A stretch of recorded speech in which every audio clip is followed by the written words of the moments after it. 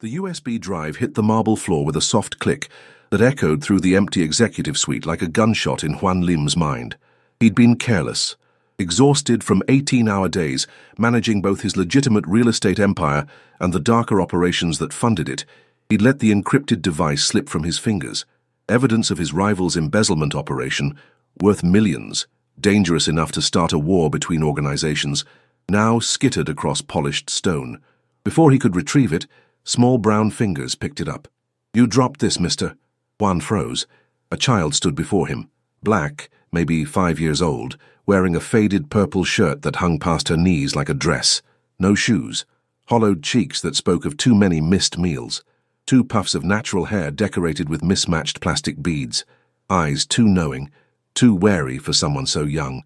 She held out the USB drive with both hands, like an offering. Behind her, frantic footsteps approached. A woman's voice, breathless with panic. "Layla, baby, I told you to stay in the break room." Juan's carefully controlled world tilted on its axis. Monica Harris burst into the executive suite, her heart hammering against her ribs with the force of absolute terror. This was it. She was going to lose this job, the best paying of her 3 jobs, the one that kept the lights on in their apartment, the one that put any food at all on the table for Layla. "I'm so sorry, Mr. Lim," she stammered, reaching for her daughter's hand. "She was sleeping, I swear. I just turned my back for a second to clean the conference room and—" "It's fine." Monica's words died in her throat. She'd worked as the night janitor at Lim Enterprises for 3 months and had never spoken directly to the owner. Juan Lim existed as a distant figure. Expensive suits in the hallways, curt nods, a man whose presence made even senior executives straighten their spines and lower their voices.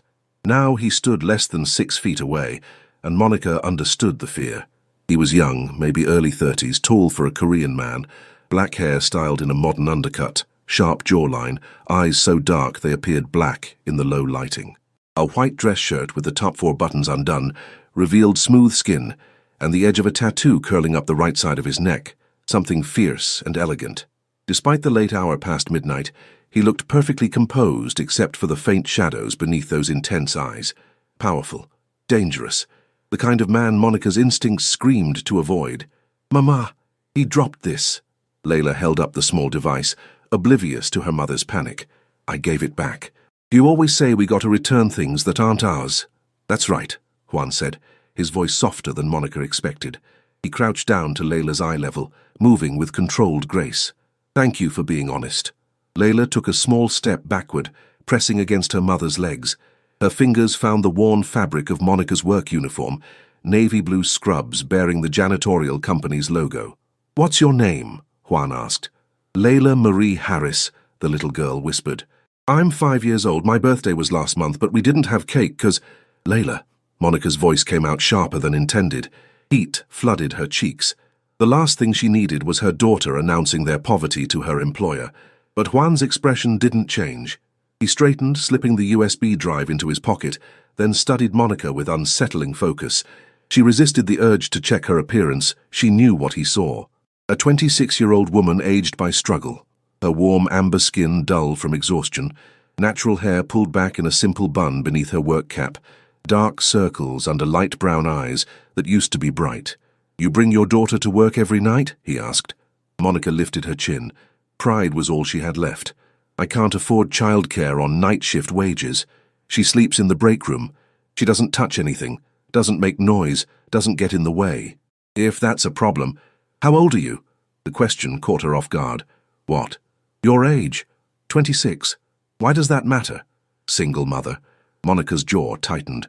"My personal life is none of your business, Mr. Lim." Something flickered in those dark eyes. Not offense, but something else. Interest, maybe. Or recognition. "You're right," he said. "I apologize. That was inappropriate." He glanced at Layla, who had pressed her face against Monica's hip, peeking out at him with cautious curiosity. "Does she eat dinner before you bring her here?" The question landed like a physical blow. Monica felt Layla tense against her. "We manage," Monica said, her voice cold. "That's not what I asked." "We manage." Each word came out clipped, defensive. "Is there anything else, Mr. Lim?" "I have 4 more floors to clean before my shift ends at 6. Juan was silent for a long moment. Monica watched something shift behind his carefully controlled expression, a crack in the facade, gone so quickly she might have imagined it. "No," he finally said. "That's all. Have a good evening, Miss Harris." He knew her name. Of course he did. He probably knew every employee's name. That's what powerful men did. Monica took Layla's hand and turned to leave, her pulse still racing. "Miss Harris." She paused, but didn't turn around. "The break room refrigerator," Juan said. "There's food in there. Leftovers from the executive meetings. It gets thrown out at the end of each week. You're welcome to take what you need." Charity. Monica's throat tightened with humiliation and hunger that warred inside her chest. "We don't need—" "It's going in the trash otherwise," he interrupted, his tone matter-of-fact. "Seems wasteful." Monica pulled Layla toward the door without responding. As they walked down the empty corridor, Layla tugged on her mother's hand. "Mama, he was nice. He didn't yell." "Baby, we don't take handouts from people like that." "People like what?" Monica didn't have an answer that a 5-year-old would understand. "People with power. People who always wanted something in return. People who made you feel small just by existing in the same space." But later that night, after she'd cleaned 3 more floors and Layla had fallen back asleep on the break room couch, Monica found herself standing in front of the refrigerator. Inside were containers of catered food, Korean barbecue, expensive salads, fresh fruit, sandwiches from the upscale deli 2 blocks away. Her stomach growled traitorously. She thought of Layla's dinner, half a peanut butter sandwich and a bruised apple, the last of the food in their apartment until she got paid Friday, 3 days away. Monica's hand trembled as she reached for a container of fruit. Upstairs in his office, Juan Lim stood at the floor-to-ceiling windows overlooking Boston's financial district. The city glittered beneath him. Lights and power and money. The empire he'd built from his parents' small dry-cleaning business through ruthless ambition and connections that existed in the shadows. He'd killed for this view, metaphorically and literally. But tonight, all he could see was a little girl with mismatched beads in her hair, wearing clothes 3 sizes too big, returning something that didn't belong to her because her mother taught her about honesty, even when they were starving. He pulled out his phone and made a call. "It's me," he said in Korean when his second-in-command answered. "I need background on one of the cleaning staff. Monica Harris. Everything. Financial situation, debts, family, history.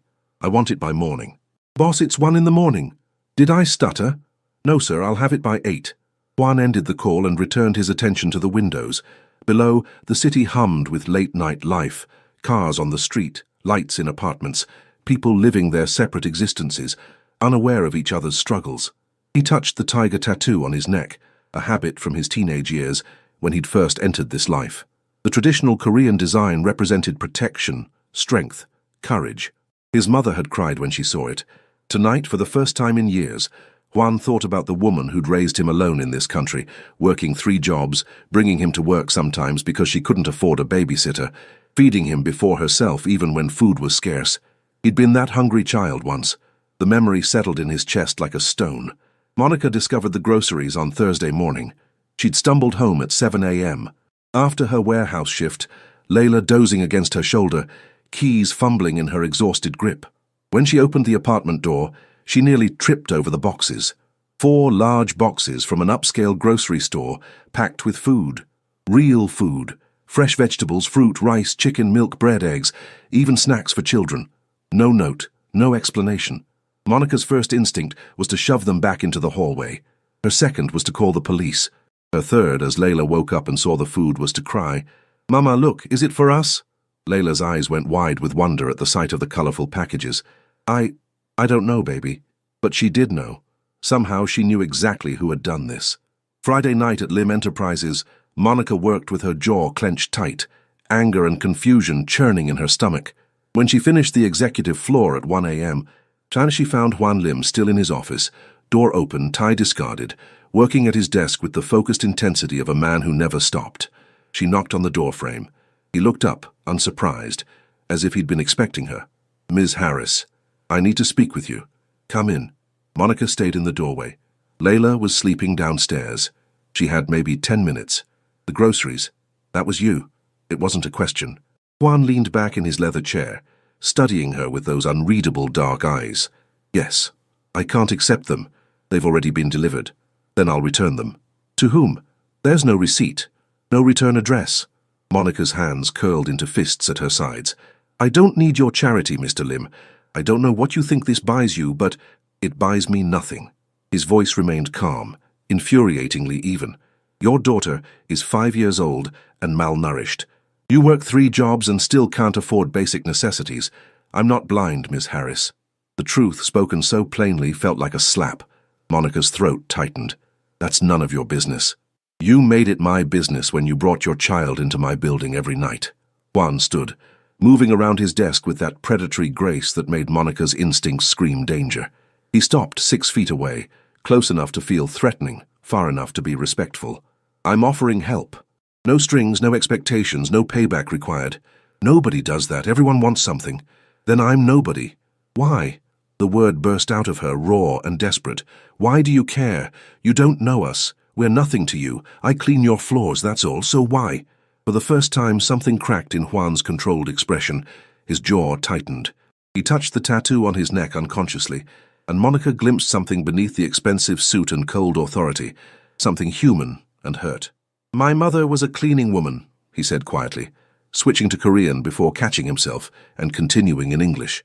She brought me to work with her when I was young because she had no one to watch me. I remember being hungry. I remember wearing clothes that didn't fit. I remember the way people looked at us, like we were invisible, like we didn't matter. The confession hung in the air between them. Monica's anger wavered. And now you're rich and powerful, so you think throwing money at people like us makes up for it? No. Juan's voice hardened. Nothing makes up for it. But I can choose not to ignore it when it's right in front of me. I don't want to owe you. You don't. Take the food, Ms. Harris. Feed your daughter. That's all I'm asking. Monica studied him, this dangerous man with his expensive watch and ruthless reputation, who somehow looked at her like she was a person instead of furniture. In 3 months of working here, no one else had even learned her first name. Just the food, she finally said.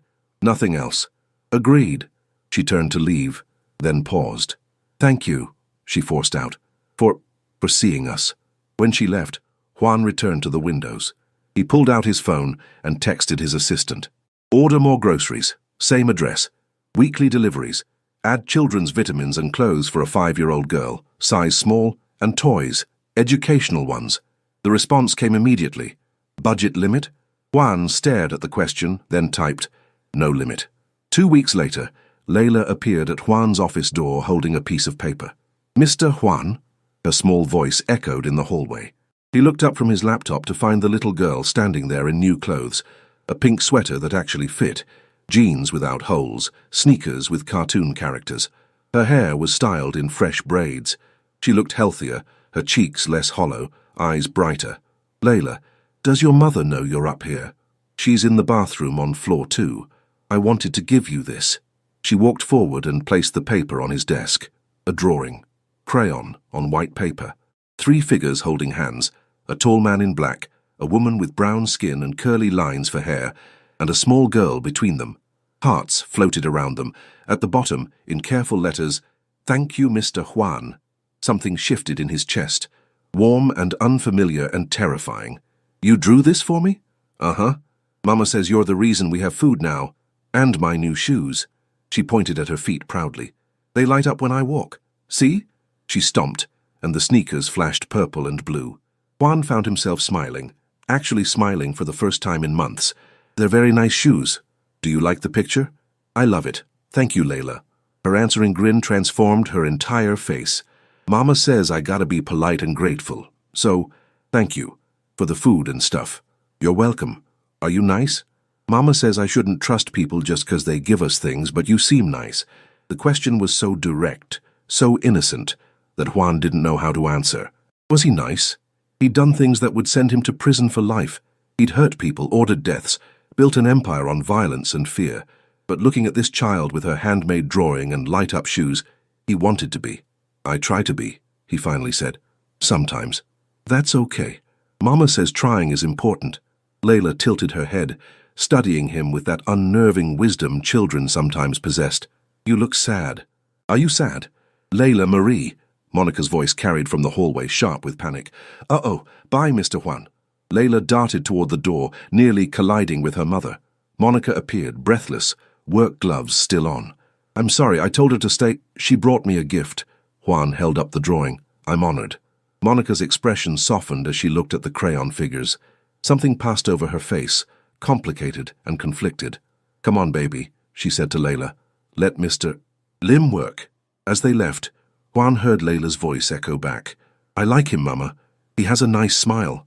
"Don't get attached," Monica replied quietly. "People like him don't stay in lives like ours." Juan stared at the drawing for a long time after they left. Then he cleared a space on his bookshelf, between photos of his parents and his Harvard business degree, and propped it up where he could see it from his desk. The tiger on his neck seemed to burn. Absolutely not. Monica stood in Juan's office 3 weeks after the groceries started arriving, arms crossed, exhaustion written in every line of her body. It was 2 a.m. on a Tuesday. Layla slept downstairs in the break room, but Monica had been summoned upstairs by a text from her supervisor. "Mr. Lim wants to see you." Now she wished she'd ignored it. "It's a legitimate job offer," Juan said calmly. "Daytime administrative assistant, 9 to 5, Monday through Friday. Triple your current combined salary from all 3 jobs. Health insurance, paid time off. Working for you. Working for Lim Enterprises, yes. Doing what exactly?" Monica's voice dripped with suspicion. "I don't have office experience. I barely finished community college before I had Layla. What could you possibly need me to do that's worth that kind of money?" Juan's jaw tightened slightly, the only sign of frustration. "General administrative support. Filing, scheduling, correspondence. Tasks you can learn. The position is real, Ms. Harris. I'm not inventing charity disguised as employment." "Then why me? You could hire someone qualified." "Because you work harder than anyone in this building. Because you show up every night without fail, regardless of exhaustion. Because you're intelligent and organized and capable." He paused. "And because your daughter deserves to see her mother during daylight hours." The last part hit home. Monica's resolve wavered. She hadn't put Layla to bed at a normal hour in months, hadn't read her bedtime stories, or helped with the preschool homework that was starting to pile up, hadn't been present for anything except exhausted good mornings before collapsing into bed. "There's a childcare center," Juan continued, "on the 3rd floor, for employees' children. Layla could stay there during your shift. Qualified teachers, activities, meals provided. There's no childcare center in this building. There will be by Monday. I'm having the space converted this weekend." Monica stared at him. "You're creating an entire childcare center for one employee. For any employee who needs it. You're simply the first who will benefit." It was too much, too generous, too perfect. Monica's instincts screamed that this couldn't be real, couldn't be without strings attached. Men like Juan Lim didn't just hand people new lives out of kindness. "What do you want from me?" she asked quietly. "Really?" "Because this, all of this, nobody does this expecting nothing in return." Juan stood and walked to the windows overlooking Boston. His reflection in the dark glass looked younger somehow, less controlled. "When I was 7, he said, speaking to the city rather than to her, "my mother worked as a seamstress in a factory in Los Angeles, 12-hour shifts, 6 days a week. One day she collapsed from exhaustion. The owner docked her pay for the time she spent in the emergency room." Monica remained silent. "A man saw us at the hospital. Korean, older, owned businesses in Koreatown. He paid the bill, got my mother a better job, helped us find decent housing, asked for nothing." Juan turned to face her. "Years later, I learned he was Yakuza, Japanese organized crime loosely affiliated with Korean operations. Criminal by any definition. But to me and my mother, he was the reason we survived. So this is, what, paying it forward? This is me remembering what it feels like to be invisible, to be hungry, to watch your parent work themselves to death and still not have enough." His dark eyes met hers with uncomfortable intensity. "I'm not a good man, Miss Harris. Don't mistake my help for virtue. But I can choose who I help and how. Right now, I'm choosing you and your daughter." The honesty, brutal and direct, cut through Monica's defenses more effectively than any amount of charm could have. "I need to think about it," she said. "You have until Monday." Monica took the job. By the following Wednesday, she was seated at a desk outside Juan's office, learning to manage his schedule and correspondence. The work was overwhelming at first, a completely different world from scrubbing floors. But Juan's assistant, a sharp-eyed Korean-American woman named Grace, trained her patiently. Downstairs, Layla thrived in the new childcare center. For the first time in her life, she had consistent meals, structured activities, and children her own age to play with. Monica watched her daughter bloom like a flower finally given water and sunlight, and slowly, despite every instinct screaming warnings, She began to trust Juan Lim. It started small. He asked about her day, actually listened to the answer, remembered details she mentioned in passing, brought Layla books when he noticed the little girl loved to be read to. One afternoon, Monica found him in the childcare center, sitting cross-legged on the floor, while Layla attempted to teach him a hand-clapping game. "No, no, Mr. Juan. You go," Layla demonstrated, her small hands moving in a complex pattern. "Like this. Then I go like this." Juan, dressed in a $3,000 suit, gamely attempted to follow along. He failed miserably. Layla dissolved into giggles. "You're terrible at this." Apparently. But he was smiling. That rare, genuine smile that transformed his entire face from dangerous to human. Monica stood in the doorway, throat tight with an emotion she couldn't name. When Juan noticed her, something passed between them. Awareness, warm and electric. "Mama, Mr. Juan is learning my game." "I see that, baby. He's not very good." "Layla, that's not polite." "It's accurate," Juan said dryly, standing and brushing off his pants. "I have a conference call. Enjoy your afternoon, Layla. Bye, Mr. Juan, we can practice more tomorrow." As he passed Monica in the doorway, he paused. They stood close, closer than professional, and Monica caught his scent. Expensive cologne and something beneath it, warm and cedar-like. "She's a good kid," he said quietly. "She likes you. She doesn't usually take to people this fast." The feeling is mutual. Their eyes met and held. Monica's pulse quickened. "Thank you," she said, "for this. For all of it. I know I haven't said it enough, but you don't have to thank me, Monica." Her first name in his voice sent warmth through her chest. When had they crossed that line from Ms. Harris to Monica? "I want to," she insisted. "You changed our lives. I don't know how to repay that." "I don't want repayment." His voice dropped lower, intimate in the quiet hallway. "I just want you both to be okay." "Why?" The question came out as a whisper. "Why do you care so much?" Juan's hand lifted as if to touch her face, then stopped, falling back to his side. "I'm still trying to figure that out." He left before she could respond. That night, Monica lay in her actual apartment bed, no longer wondering if they'd be evicted, no longer choosing between rent and food, and acknowledged the terrifying truth blooming in her chest. She was falling for Juan Lim, and that was the most dangerous thing that could happen. Marcus appeared on a Friday afternoon. Monica was walking Layla home from work. Actual walking, not rushing between bus stops and job sites, when she saw him leaning against a car across from their apartment building. Her blood turned to ice. "Mama?" Layla felt her mother's hand tighten. "What's wrong?" "Nothing, baby. Keep walking." But Marcus had already spotted them. He pushed off the car and crossed the street with the swagger Monica remembered too well. The walk of a man who believed the world owed him something. "Well, well, look at you, Monica, moving up in the world." His voice dripped with false charm edged in threat. "New clothes, kid looks healthy. Got a better place now too, I hear." "Leave us alone, Marcus." Monica positioned herself between him and Layla. "That any way to greet your baby daddy?" Layla's small voice. "You're not my daddy." Marcus's expression darkened. "Excuse me?" "Marcus, please." Monica's voice shook despite her attempt at strength. "We don't want any trouble. Just go." "Trouble?" "Nah, I'm just checking on my investment. See, word is you came into some money. Got a nice job, fancy office building downtown." He stepped closer. Monica smelled alcohol on his breath. "I'm thinking you owe me. I gave you that kid after all. You gave us nothing but bruises and empty promises. You signed away your rights to her. You have no claim here. I got a claim on whatever you got now." His eyes traveled over her, possessive and threatening. $5,000 should cover it, for back child support you never asked for. I don't have $5,000. Then your new boss does. I looked him up. Korean guy, loaded. Running some real estate empire. I'm sure he won't miss a few thousand to keep his pretty assistant's past quiet. Understanding clicked into place. "You're trying to blackmail me. I'm trying to get what's mine. You got 1 week, Monica. Cash, or I start making your life complicated." He glanced down at Layla with cold eyes. "Kids have accidents, you know. Would be a shame if something happened." Rage burned through Monica's fear. "Don't you dare—" 1 week. Marcus turned and walked back to his car. Monica stood frozen on the sidewalk, Layla pressed against her legs, both of them trembling. She didn't tell Juan. For 3 days, she went to work with the threat hanging over her head like a blade. She smiled at Layla, performed her job duties, pretended everything was fine. At night, she lay awake trying to figure out how to get $5,000 she didn't have. how to protect her daughter from a man who'd proven himself dangerous before. On the fourth day, Juan called her into his office. "Sit down, Monica."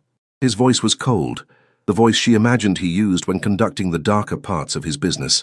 Monica's stomach dropped. "A man came to the building today," Juan continued. "Tried to enter through the lobby. Security stopped him. He claimed to be your ex-boyfriend, said he had business with me regarding you." Monica closed her eyes. "Mr. Lim, Why didn't you tell me you were being threatened?" His tone cut through her prepared excuses. When she opened her eyes, Juan was standing by the windows, tension visible in every line of his body. "It's not your problem," she said. "Not my—" He turned sharply. "Monica, he threatened you. He threatened Layla. How is that not my problem?" "Because you've already done enough. I can't keep coming to you every time something goes wrong in my life. I can't be some charity case you have to rescue constantly." "Is that what you think this is?" Juan's voice dropped dangerously low. "Charity. I don't know what this is." Monica stood, her own frustration boiling over. "I don't understand you. I don't understand why you care. I don't understand why a man like you looks at someone like me and sees anything worth protecting." "Because you're brilliant and strong and the best mother I've ever seen." The words burst out of him, raw and unfiltered. "Because your daughter draws pictures of me, and it makes me feel human for the first time in 10 years. Because when you smile, actually smile, not the exhausted thing you do when you're being polite, it's like sunlight in this dark fucking world I've built." The confession hung between them, electric and terrifying. Monica stared at him. "Juan, I'll handle Marcus," he said, his voice controlled again, but his eyes still blazing. "He won't bother you again." "What are you going to do?" "Nothing illegal. Nothing that will come back on you or Layla." He moved closer, and Monica's breath caught. "But he needs to understand that you're under my protection now. Both of you. And I don't tolerate threats to what's mine. I'm not yours. Aren't you?" His hand lifted, fingers ghosting along her jawline without quite touching. "Tell me you haven't felt this. Tell me it's all in my head." Monica's heart hammered. She should step back. Should maintain professional distance. Should remember that he was her boss, that this was inappropriate, that men like him were dangerous in ways that had nothing to do with organized crime. But she couldn't. "I feel it," she whispered.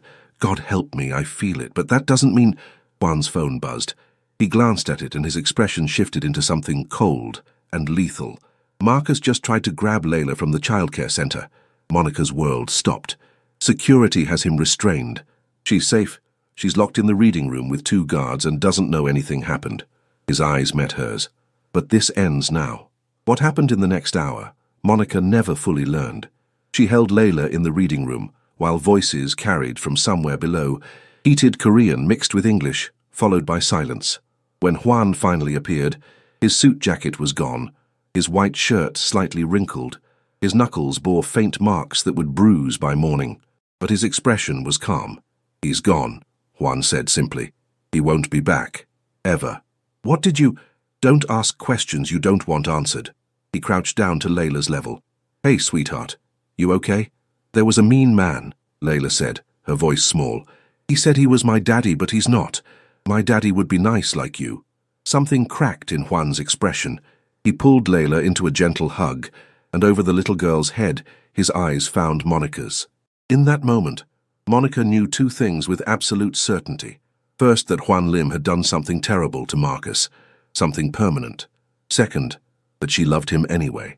"I need to leave." Monica said the words 3 days after the incident with Marcus, standing in Juan's office after everyone else had gone home. Layla was asleep in the childcare center, exhausted from a full day of activities. Juan looked up from his laptop, his expression carefully neutral. "Leave. This job. Boston. I have family in Atlanta. We can go there, start over." "You don't have family in Atlanta. Your mother died when you were 19. You have no siblings, no cousins close enough to take you in." His voice remained even, but Monica heard the edge beneath it. "I know because I checked. You investigated me. The first night I met you, yes." No apology in his tone. "I needed to know if you were a threat. And am I? The most dangerous thing that's ever walked into my life." He stood moving around the desk with predatory grace, but not in the way I expected. Monica held her ground even as her pulse raced. "What happened to Marcus, Juan? He's alive. That's all you need to know. You hurt him. I neutralized a threat to someone under my protection. I'd do it again without hesitation." He stopped close. Too close. Is that what this is about? You're afraid of me now. I'm afraid of what you make me feel, Monica admitted. I'm afraid that I saw you walk back into that room with blood on your knuckles, and all I felt was relief, gratitude, not horror. What does that make me? Human or broken? Monica. Her name in his voice always did something to her. Look at me. She did. Those dark eyes that had seemed so cold when they first met now held warmth that terrified her. I'm not a good man, Juan said quietly. I've done things that would make you run if you knew.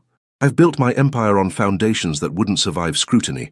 I exist in a world where violence is currency and mercy is weakness. Then why show me mercy? Because you and Layla walked into my life and reminded me I'm still capable of being human. Because that little girl draws pictures of us as a family, and it's the only future I want anymore. His hand cupped her face gently, the same hand that had hurt Marcus days ago, now impossibly tender. Because I'm in love with you, Monica Harris, and I have been since you stood in this office and told me your personal life was none of my business. Monica's breath caught. Juan, you want to leave? I'll help you. Money, references, anything you need. But don't run because you're afraid of how you feel. Run because you don't feel it. Run because I'm not worth the risk, but don't run because you think you should. The choice hung between them. Monica thought of the past 2 months. Groceries appearing, new jobs materializing, her daughter thriving for the first time. But more than that, she thought of the man who sat cross-legged on floors learning hand games, who kept Layla's drawing on his shelf, who looked at Monica like she was precious instead of invisible, who'd protected them without hesitation when danger appeared. I don't want to run, she whispered. Juan's thumb brushed her cheek. Then what do you want? This. You. Us. I want Layla to keep drawing pictures of our family. I want to stop being afraid that this will disappear. Her voice strengthened. I want to choose this, even knowing it's dangerous, even knowing you're dangerous, because I love you too, and I'm tired of pretending I don't. The kiss, when it came, was inevitable, his mouth claiming hers with controlled intensity, her hands fisting in his shirt, years of loneliness and hunger dissolving into heat and promise. He kissed her like she was air and he'd been drowning, like she was the answer to questions he'd stopped asking. When they finally broke apart, both breathing hard, Juan pressed his forehead to hers. Sarangheo, he murmured in Korean.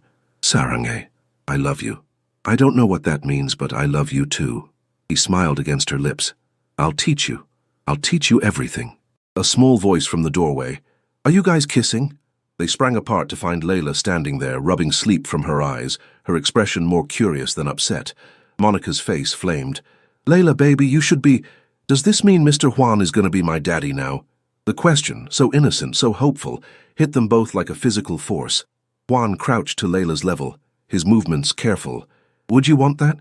If I was around all the time, if I was part of your family? Layla considered this seriously, then nodded. You're nice. You bring me books. You're not very good at hand games, but you try. She paused. And you make Mama smile the real way, not the tired way. Then yes, Juan said, his voice rough with emotion. I'd like very much to be your family. If your Mama says it's okay. 2 pairs of eyes turned to Monica, one dark and intense, one bright with hope. Monica felt tears slip down her cheeks as she nodded. It's okay, it's more than okay. Layla launched herself at Juan, wrapping small arms around his neck. He caught her easily, standing with the little girl in his arms, his free hand reaching for Monica. They stood there in his office overlooking the Boston skyline, a Korean mafia boss, a black single mother, and the 5-year-old who'd brought them together, and became something neither adult had dared hope for. A family. The house in Newton was too big, Monica had argued. Too expensive, too suburban, too much. Juan had bought it anyway. Now she stood in the kitchen of their home, a concept still strange and wonderful, watching through the window as Juan taught Layla to ride a bicycle in the backyard. His suit jacket was discarded on the patio furniture, white shirt sleeves rolled up, tie long gone. Layla's delighted squeals carried through the glass. I'm doing it! Daddy, I'm doing it! Daddy. The word still made Monica's throat tight. 6 months since that night in his office. 6 months of navigation between 2 worlds, his complicated, sometimes dangerous business empire and the simple joy of family dinners and bedtime stories. 6 months of learning each other, of Juan teaching Monica Korean phrases while she introduced him to her grandmother's soul food recipes. 6 months of Layla blooming into a confident, healthy child who no longer flinched at loud noises or hoarded food. 6 months of love. The diamond on Monica's left hand caught the afternoon light, a proposal that had come 3 weeks ago, Juan on one knee in this very kitchen while Layla watched with excited anticipation. Outside, the bicycle wobbled. Juan caught Layla, both of them laughing. Monica's phone buzzed. A text from Grace. Boss says he's working from home tomorrow. Translation: he's spending the day with his girls, and nobody better disturb him. Monica smiled and typed back, "Tell everyone he's busy being a dad. Much more important." Through the window, she watched Juan lift Layla onto his shoulders, the little girl's braids bouncing as she cheered her victory. He turned toward the house, and his eyes found Monica through the glass. The tiger tattoo on his neck was visible in the sunlight, a symbol of protection. He'd found what he was meant to protect, and they'd found home.